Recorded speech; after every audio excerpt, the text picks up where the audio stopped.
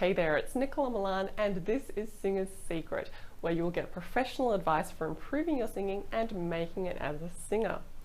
Now, if you're interested in writing your own songs but you don't really know where to start, then today's video is for you. This is the first video that I'm going to do in a series of videos about writing songs.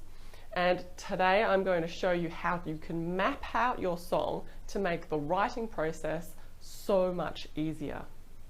Now, when you want to write a song, but you don't really have much inspiration and you've never done it before, or you don't really know where you're going with it, the best place to start is by creating a map. Just like you would if you're about to drive to a new location in a car. You wouldn't just hop into the car and start driving. You would work out the best route to get there. And you can do the same thing with songs. Now, in songwriting speak, this is called form, and it refers to the structure of the song. Now, in terms of a pop song, your map is broken down into building blocks, which we call verses and choruses. Now, the chorus, you probably already know, is the catchy part of the song. It's the part of the song that you usually sing along to if you've just heard a new song or you don't know all the lyrics. Everyone can remember at least part of the chorus. It's usually the highlight of the song. And then you've got verses, which are more of a storytelling part of your song. They're more of an exposition, if you would, and they lead up into the chorus.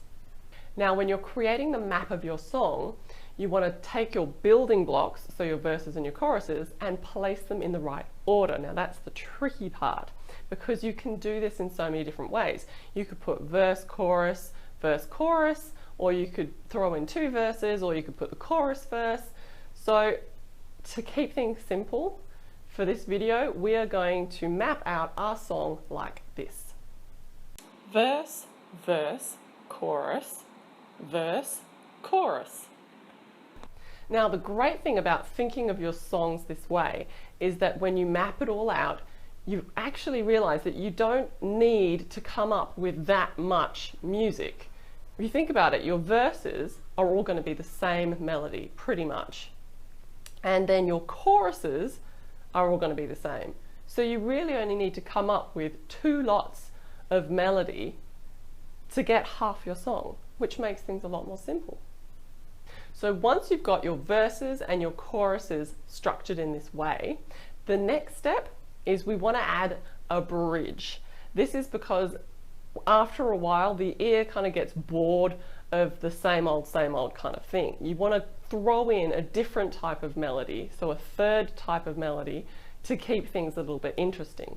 Now, if you remember that your verses and your choruses do need to kind of flow on from one another, so they can't be so vastly different that they sound like they're coming from 2 different songs. But your bridge, you can play around with a little bit more.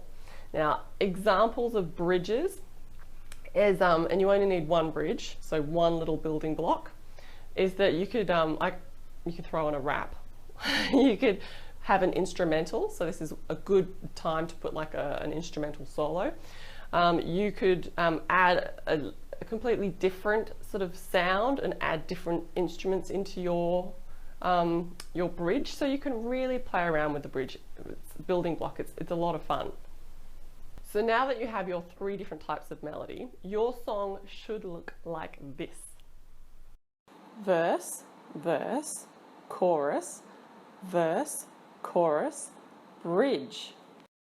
And to finish off your song, all you need to add are your choruses again twice, because people like to hear the catchy part of the song to finish everything off, and it's a traditional sort of songwriting thing to just repeat the chorus twice to finish the song.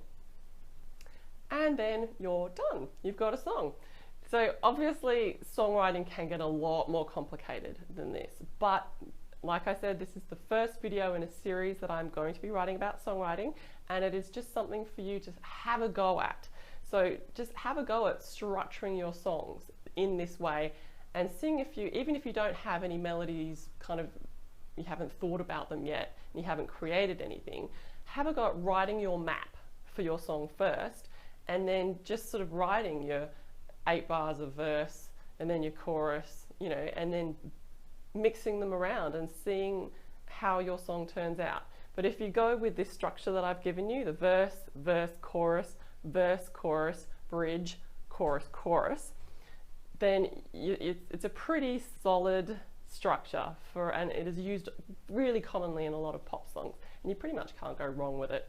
So have fun with it and let me know how you go in the comments below. I hope you've enjoyed this video.